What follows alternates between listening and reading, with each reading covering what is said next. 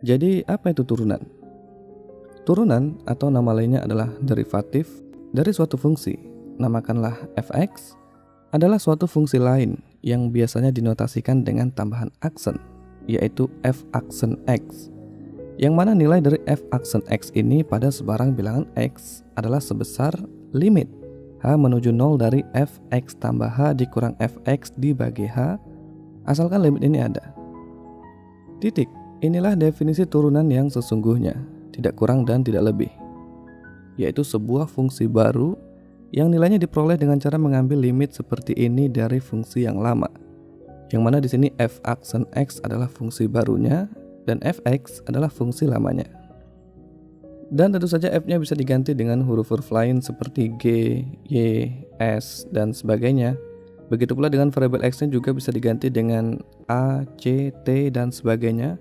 Itu hanyalah penamaan.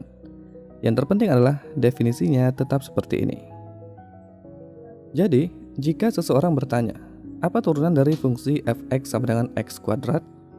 Maka cara menjawabnya adalah, masukkan fx sama dengan x kuadrat ke dalam definisi turunan. Kemudian sederhanakan hasilnya untuk mendapatkan sebuah fungsi baru. Jadi, karena fx sama dengan x kuadrat, maka fx tambah h adalah x tambah h dikuadratkan. Kemudian fx ya tetap aja sama dengan x kuadrat. Kemudian kerjakan limitnya seperti biasa, x tambah h dikuadratkan bisa kita jabarkan menjadi x kuadrat tambah 2xh ditambah h kuadrat. Kemudian x kuadrat dan negatif x kuadratnya habis, sehingga yang tersisa adalah 2xh ditambah h kuadrat. Kita bisa faktorkan ini menjadi h dikali 2x tambah h, sehingga h-nya juga bisa kita coret. Dan sekarang yang tersisa hanyalah 2x tambah h. Kemudian ingat, ketika kita mengambil limit h menuju 0 dari suatu fungsi, yang di sini adalah 2x tambah h, itu artinya adalah kita bertanya, apa tujuan yang ingin dicapai oleh 2x tambah h seandainya nilai h menuju 0? Jadi, bayangkan nilai h-nya menuju 0. Maka apa yang dituju oleh 2x tambah h? Ya benar, yang dituju adalah 2x. Jadi kita tuliskan turunan dari fungsi fx sama dengan x kuadrat adalah sebuah fungsi baru f aksen x yang nilainya pada sebarang bilangan x adalah sebesar 2x. Kemudian jika ada yang bertanya lebih detail lagi, apa turunan dari fungsi fx sama dengan x kuadrat di titik x sama dengan 3? Maka cara menjawabnya bisa pakai dua cara. Cara pertama, langsung masukkan x sama dengan 3 ke dalam definisi turunan. Kemudian kerjakan limitnya seperti biasa, maka hasil akhir yang kita peroleh adalah 6. Atau bisa juga pakai cara kedua, kerjakan limitnya pakai variabel x dulu. Kemudian setelah kita dapatkan bahwa turunan dari x kuadrat adalah 2x, barulah kita substitusikan x-nya sebagai 3. Sehingga kita peroleh hasil akhir yang sama dengan cara sebelumnya, yaitu 6. Jadi turunan dari fungsi fx sama dengan x kuadrat di titik x sama dengan 3 adalah sama dengan 6. Sampai di sini sebenarnya sudah terjawab pertanyaan apa itu turunan. Namun yang sebenarnya lebih penting dan lebih asik untuk dibahas adalah, pertama, dari mana matematikawan mendapatkan ide untuk mendefinisikan fungsi seperti ini? Kemudian, apa sebenarnya makna dari perhitungan limit ini di berbagai konteks? Dan yang terakhir tentu saja apa gunanya turunan dalam kehidupan sehari-hari. Ketiga pertanyaan inilah yang akan kita jawab di video ini. So pastikan kalian sudah like dan subscribe agar channel ini terus berkembang. So, gagasan awal mengenai turunan muncul sekitar 200 tahun sebelum Masehi. Kala itu para matematikawan mencoba mendefinisikan apa itu garis singgung.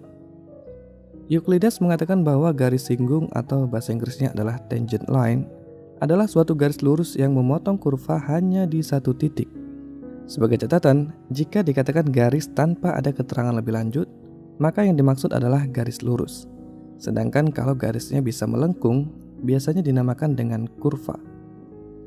Gagasan Euclides ini konsisten pada kurva yang berbentuk lingkaran.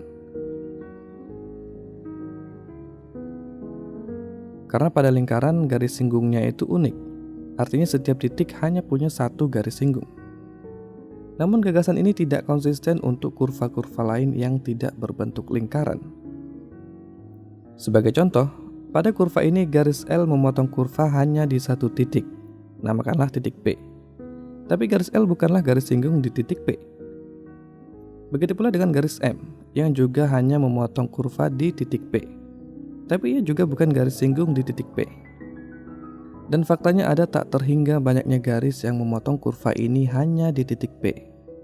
Namun mereka semua bukan garis singgung di titik P. Yang kita maksud sebagai garis singgung di titik P adalah garis T ini, yaitu garis yang memotong kurva di titik P dan harus memiliki arah yang sama dengan kurva ini di titik itu. Walaupun mungkin ketika diperpanjang, garis ini akan memotong kurva ini di titik yang lain, tapi itu tak masalah. Yang terpenting adalah di titik P, dia memiliki arah yang sama dengan kurva ini sehingga ia benar-benar terlihat seperti garis singgung. Dan sekarang masalahnya adalah bagaimana caranya kita mendefinisikan garis singgung seperti ini secara matematis. Salah satu cara yang bisa dilakukan adalah menggunakan bantuan garis tali busur, atau dalam bahasa Inggris disebut dengan secant line. Garis tali busur atau secant line adalah garis yang memotong kurva di dua titik atau lebih.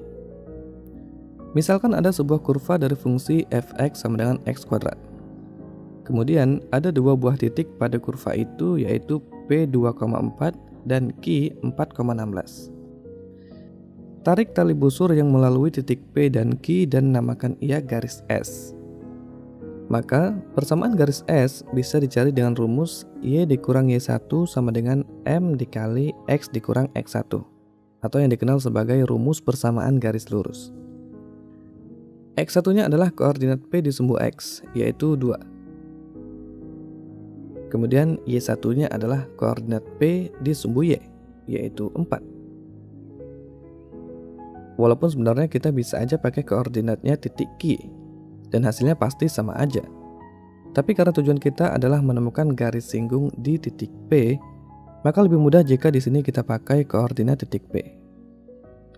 Kemudian, di sini M adalah kemiringan dari garis S, atau yang kita kenal juga dengan nama gradien.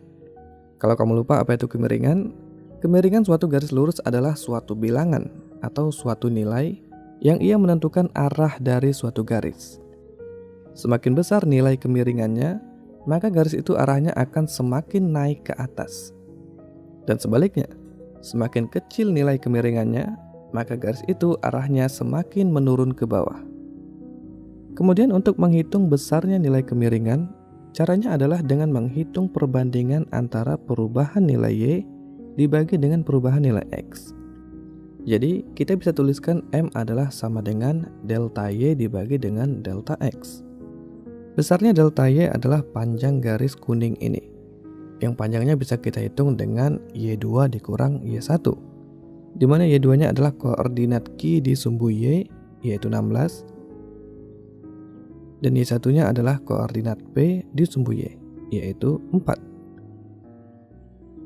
Kemudian besarnya delta X adalah panjang garis yang pink, yang besarnya adalah selisih antara koordinat Q dan koordinat P di sumbu X, yaitu sebesar 4 dikurang 2. Sehingga besarnya kemiringan garis S adalah sebesar 16 dikurang 4 dibagi 4 dikurang 2, yaitu sama dengan 12 dibagi 2 atau sama aja dengan 6.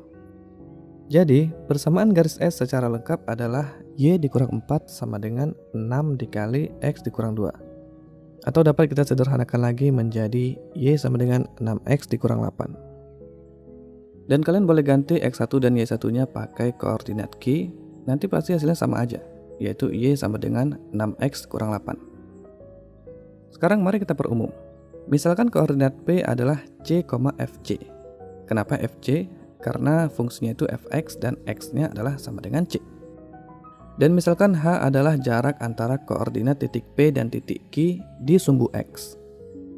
Maka koordinat titik Q adalah c tambah h, f c tambah h. Iya kan? Kemudian tarik garis tali busur yang melalui P dan Q dan namakan ia garis S. Maka persamaan garis S adalah Y dikurang Y1 sama dengan M dikali X dikurang X1. Dengan X1-nya adalah C dan Y1-nya adalah FC.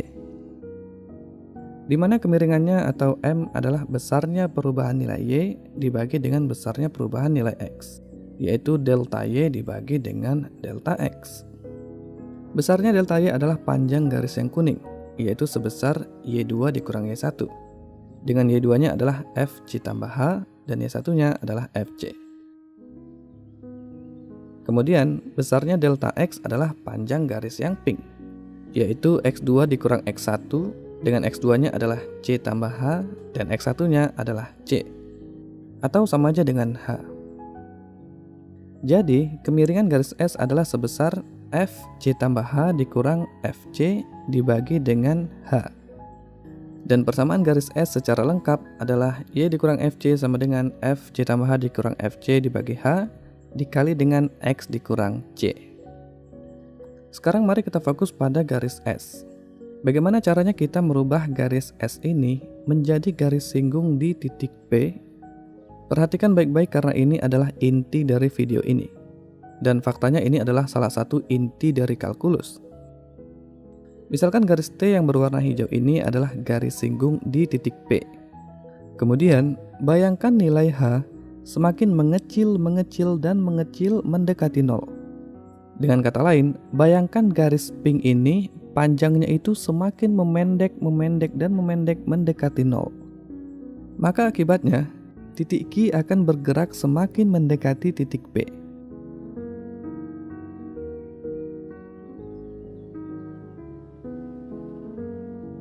Dan hal ini mengakibatkan bentuk garis S akan semakin mendekati bentuk garis singgung di titik P, yaitu mendekati bentuk garis T.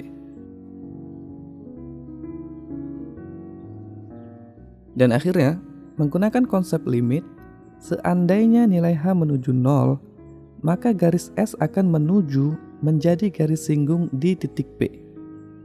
Dengan kata lain, jika kita menggunakan notasi limit H menuju 0, maka garis S akan benar-benar menjadi garis singgung di titik P.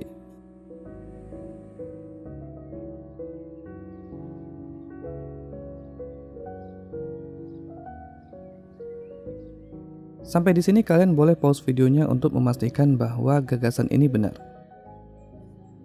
Sekarang ingat, apa pengaruh H terhadap garis S? Atau apa yang dimiliki oleh garis S yang ia ditentukan oleh besarnya nilai H? Ya, benar, kemiringannya. Besarnya nilai H mempengaruhi besarnya kemiringan garis S. Dengan kata lain, ia mempengaruhi arah dari garis S. Jadi, kalau S ingin menjadi garis singgung di titik PC, FC, maka S haruslah yang pertama, memotong kurva fx di titik P. Dan kedua, mempunyai kemiringan sebesar limit H menuju 0 dari FC tambah H dikurang FC dibagi H.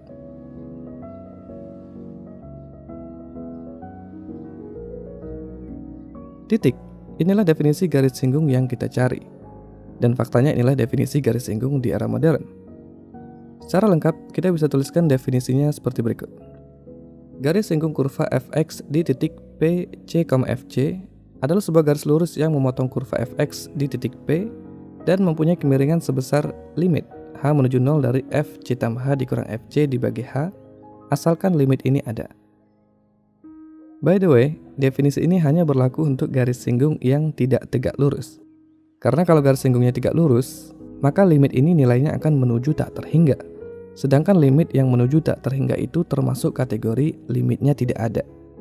Jadi garis singgung yang tegak lurus itu adalah sebuah pengecualian dan tidak termasuk ke dalam definisi ini.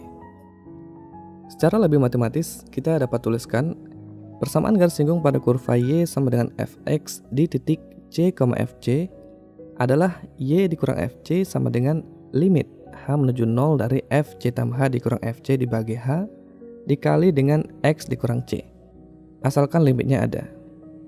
Definisi ini sama aja kayak definisi sebelumnya, cuman bedanya di sini kita langsung masukkan koordinat dan kemiringannya ke dalam rumus persamaan garis lurus. Jadi kalau tadi dalam bentuk kalimat, sekarang dalam bentuk yang lebih matematis. Kemudian kalian mungkin bertanya, apa makna kalimat asalkan limitnya ada? Well, makna kalimat ini sebenarnya sudah saya jelaskan secara detail di video sebelumnya. Dan ya, saya sarankan untuk nonton video itu kalau kalian ingin memahami secara mendalam mengenai limit. Namun pada intinya, kalau di suatu titik limit ini nilainya tidak ada, maka di titik itu kita tidak akan bisa menggambar garis singgungnya. Atau kita bisa gambar garis singgungnya tapi garis singgungnya itu vertikal, sehingga limit ini hasilnya menuju tak terhingga dan termasuk kategori limitnya tidak ada. Oke, untuk memperkuat pemahaman kita, mari kita lihat sebuah contoh. Carilah persamaan garis yang menyinggung kurva fx sama dengan x kuadrat di titik P3,9. Jawab, sebagaimana yang telah dibahas tadi, kemiringan garis singgung di titik P3,9 adalah sebesar limit h menuju 0 dari f3 ditambah h dikurang f3 dibagi h. Secara visual, ini adalah garis T ini yang arahnya itu menuju menjadi arah garis singgung di titik P. Kemudian karena fx sama dengan x kuadrat, maka f3 ditambah h adalah 3 tambah h dikuadratkan. Dan f3 adalah 3 kuadrat. Kemudian kita bisa jabarkan 3 tambah h dikuadratkan menjadi 9 ditambah 6h ditambah h kuadrat. Dan 3 kuadratnya kita bisa jabarkan menjadi 9. 9 dan negatif 9-nya habis, dan yang tersisa adalah 6h ditambah h kuadrat, yang kemudian bisa kita jabarkan menjadi h dikali 6 ditambah h. Kemudian ingat, dalam limit, kita tidak mengatakan bahwa nilai h-nya adalah sama dengan 0. Karena kalau hanya sama dengan 0, maka hasilnya adalah 0 per 0, yang merupakan tak terdefinisi. Yang benar adalah, ketika kita menggunakan notasi limit, itu artinya kita bertanya, seandainya nilai h menuju 0, apa nilai yang dituju oleh h dikali 6 ditambah h dibagi h? Jadi, kita coba masukkan nilai-nilai h yang mendekati 0, kemudian kita perhatikan polanya, dan kita lihat apa yang dituju oleh h dikali 6 ditambah h dibagi h. So, misalkan kita ambil h-nya adalah sama dengan 0,01. Maka 0,01 dikali 6 tambah 0,01 dibagi 0,01 adalah sama dengan 6,01. Kemudian kita coba lagi masukkan hanya sama dengan 0,001, artinya lebih dekat lagi ke 0. Maka hasilnya adalah 6,001. Coba lebih dekat lagi, 0,0001. Dan ternyata hasilnya adalah 6,0001. Dan begitu seterusnya. Perhatikan polanya. Ternyata semakin h menuju 0, nilai yang dituju oleh h dikali 6 ditambah h dibagi h adalah 6. Jadi kita katakan bahwa nilai limit h menuju 0 dari h dikali 6 ditambah h dibagi h adalah sama dengan 6. Dan sebenarnya dalam kasus ini kita boleh aja mencoret h-nya, karena itu tidak akan merubah tujuan yang ingin dicapai. Tapi kenapa saya pertahankan bentuknya seperti ini? Karena saya ingin menegaskan bahwa jangan pernah berpikir bahwa hanya benar-benar sama dengan 0. Yang benar adalah, sembari hanya menuju 0, kita bertanya, apa yang dituju oleh fungsi yang ditanyakan? Yang di sini adalah h dikali 6 ditambah h dibagi h. Dan ternyata setelah kita periksa, yang dituju olehnya adalah 6. Jadi seperti inilah perbedaan antara nilai limit dengan nilai eksak. Terkadang, walaupun nilai eksaknya itu nggak ada atau nggak terdefinisi, belum tentu nilai limitnya juga nggak ada. Jadi, sekarang kita sudah dapat bahwa kemiringan garis singgungnya adalah sebesar 6. Kemudian, untuk memastikan bahwa garis ini memotong titik P, masukkan koordinat titik P ke dalam rumus persamaan garis lurus, yaitu y dikurangi 1 sama dengan m dikali x dikurang x1. Kemudian masukkan juga nilai kemiringannya, sehingga kita peroleh persamaan garis singgung kurva fx sama dengan x kuadrat di titik P3,9 secara lengkap adalah y dikurang 9 sama dengan 6 dikali x dikurang 3. Dan sebenarnya kita bisa aja sederhanakan lagi menjadi y sama dengan 6x dikurang 9. Tapi saya pribadi lebih suka membiarkannya seperti ini agar lebih kelihatan prosesnya. Jadi, beginilah cara matematikawan dulu menemukan definisi yang lebih umum dari garis singgung, sehingga berlaku juga untuk kurva-kurva yang tidak berbentuk lingkaran. Cukup jenius bukan? Sekarang mari kita fokus pada limit ini. Limit inilah yang kita namakan sebagai turunan, atau nama kerennya derivatif. Lantas apa makna dari limit ini dalam konteks garis singgung? Ya, benar. Maknanya adalah kemiringan. Nilai limit ini menentukan besarnya kemiringan garis singgung kurva di titik yang ditanyakan. Jadi, semakin besar nilai turunan di suatu titik, maka semakin besar pula kemiringan garis singgungnya di titik itu. Sebaliknya, semakin kecil nilai turunan di suatu titik, maka semakin kecil pula kemiringan garis singgungnya di titik itu. Dan semakin besar kemiringan suatu garis, maka garis itu arahnya akan semakin naik ke atas. Dan sebaliknya, semakin kecil kemiringannya, maka garis itu arahnya akan semakin menurun ke bawah. Sebagai contoh, pada kurva ini yang sebenarnya adalah kurva fx sama dengan x kuadrat, di titik x sama dengan 2, turunannya adalah sebesar 4. Maka ini berarti kemiringan garis singgung di titik ini adalah sebesar 4. Kemudian karena kemiringannya itu bilangan positif, maka garis singgungnya itu berbentuk garis lurus yang naik ke atas. Apa arti naik? Naik artinya semakin nilai x membesar, nilai y-nya juga semakin membesar. Kemudian di titik x sama dengan 3, kemiringan garis singgungnya itu adalah 6. Maka garis singgungnya itu berbentuk garis lurus yang arahnya itu naik ke atas dan lebih tajam daripada garis singgung di titik x sama dengan 2 tadi yang kemiringannya cuma sebesar 4. Kemudian bagaimana jika kemiringannya negatif? Seperti contohnya di titik x sama dengan negatif 2. Di titik ini turunannya adalah negatif 4. Artinya di titik ini kemiringan garis singgungnya adalah sebesar negatif 4. Seperti yang bisa kalian lihat, garis singgungnya itu berbentuk garis lurus yang menurun ke bawah. Apa arti menurun? Artinya semakin nilai x membesar, nilai y-nya justru semakin mengecil. Jadi, kalau kemiringannya negatif, maka gambar garis singgungnya itu menurun ke bawah. Semakin kecil kemiringannya, maka garis singgung itu arahnya akan semakin tajam ke bawah. Dan terakhir, jika di suatu titik turunannya itu 0, maka garis singgungnya berbentuk garis lurus yang horizontal atau mendatar. Dan tentu saja nggak ada yang spesial dari kurva fx sama dengan x kuadrat. Hal ini juga berlaku untuk semua kurva lainnya.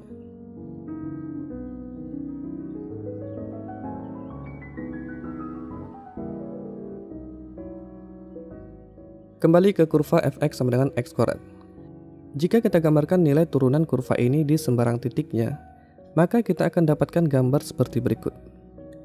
Di titik x sama dengan 0, turunannya adalah 0. Di titik x sama dengan 1, turunannya adalah 2. Di titik x sama dengan 2, turunannya 4. Di titik x sama dengan 3, turunannya 6. Dan seterusnya.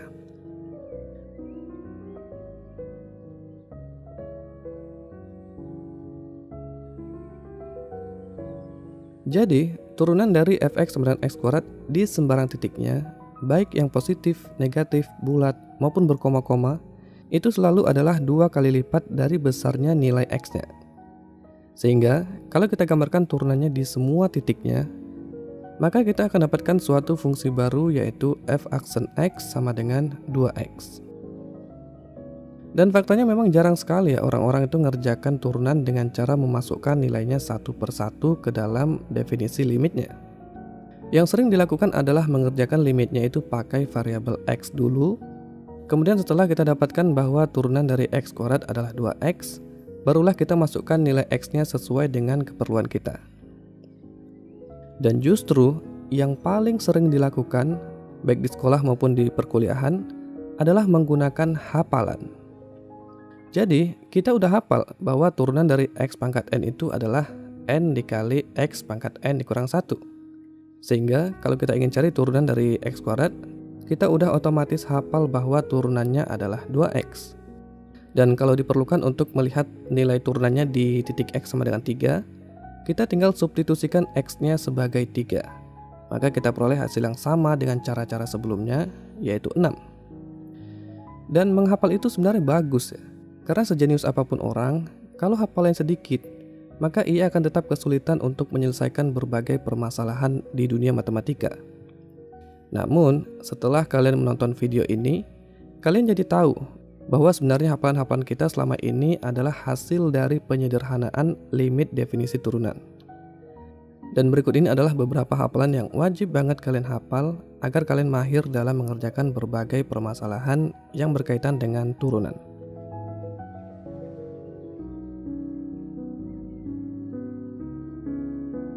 So, sekarang kita sudah sampai di akhir video. Terasa sepertinya banyak sekali hal yang perlu diingat, ya kan? Tapi sebenarnya kita nggak perlu untuk mengingat semuanya. Yang perlu kita ingat hanya satu hal, yaitu bagaimana cara nilai turunan diperoleh. Cukup ingat bahwa nilai turunan di suatu titik adalah sebuah bilangan yang diperoleh dari hasil pembagian besarnya perubahan Y dibagi dengan besarnya perubahan X. Akan tetapi, pembagian ini bukanlah pembagian biasa, melainkan adalah tujuan yang ingin dicapai oleh pembagian ini seandainya besarnya perubahan X-nya menuju 0. Yang mana ide ini diwakilkan oleh notasi limit. Sehingga, kalau fungsi semulanya adalah fx, kemudian perubahan X-nya adalah sebesar H, maka nilai turunannya di sembarang titiknya adalah sebesar f aksen X sama dengan limit H menuju 0 dari fx tambah H dikurang fx dibagi H. Titik. Cukup ingat hal ini maka selebihnya akan mengikuti sendiri.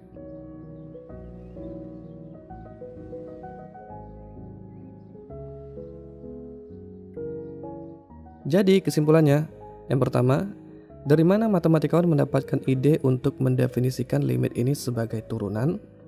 Jawab, ide awalnya adalah dari masalah garis singgung. Kemudian seiring berjalannya waktu, muncul masalah-masalah lain seperti masalah kecepatan sesaat, masalah keuntungan marginal, masalah pertumbuhan organisme, dan lain-lain sebagainya yang ternyata di dalamnya juga melibatkan perhitungan limit ini. Sehingga, para matematikawan merasa bahwa kita perlu memberikan nama yang netral kepada limit ini terlepas dari istilah-istilah yang beragam di berbagai konteks. Sehingga, dipilihlah nama yang netral yaitu derivatif. Atau dalam bahasa Indonesia sering juga kita namakan sebagai turunan.